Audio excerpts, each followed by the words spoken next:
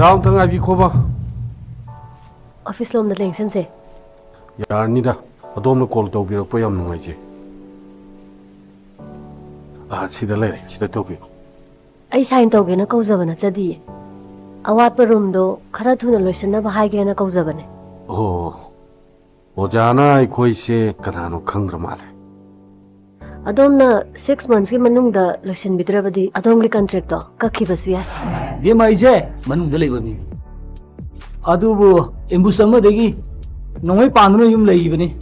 Adubu manung mapan pau oi phaunari. Madu khangna ne thabak to. Masigi wafam asida miyoy amatagi khut yahon janingde. Yaw basu yara.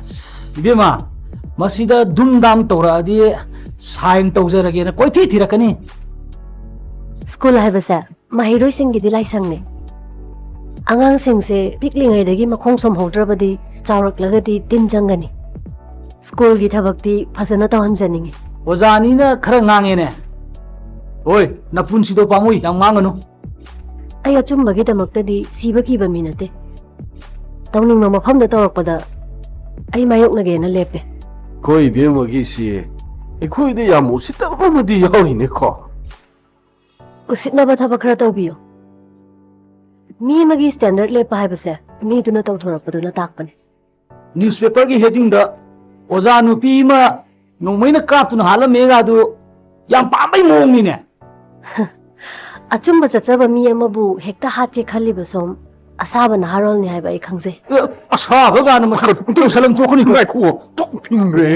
lau de yari lau ma ngang si ta yari Ngan kuda. Khangda no banga ngang jereni da. Phajana haraga dum jajani. fazana hayo ya dru chatharak tu Za headmaster science hi tawge haibra tawroi hai. Ai dinga saina haijagrabadune somgi pabung da su tambi. School asigi aswaiba singse semjantri bhaubadi ai sign tawba ngamo. nang yam phawre ne salang Ko se makai. Kaino ito ito? nang nakok tu ka pro Kaino nang ang ito kaino? ha tap tap pa ka no za no dong tai ne kani ko Ja. School se saw lo ro. Sina sien mayam nam chal lere. Oja sina sie sida ngasi mak sign tawbiraga dine.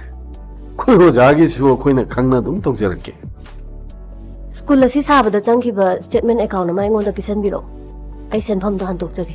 Ye. Yam ling ine koi ve masidi. Aduga karigomba henjan na hapchala aba ai ba phatte hai gan. masi losin ma phane masi na yar ka no har ka mu Yung masin do yung kaino nang ito? Atong nang ito? Atong nang ito? Papungan mo eh. Parse do sam da pubiro. Handi pa niyo da. hey mide School ase kem chue Kaya kicho ino de. Oda silin. Oda silin. nang bu ko ko ngau bro Yam ti so ko na tit.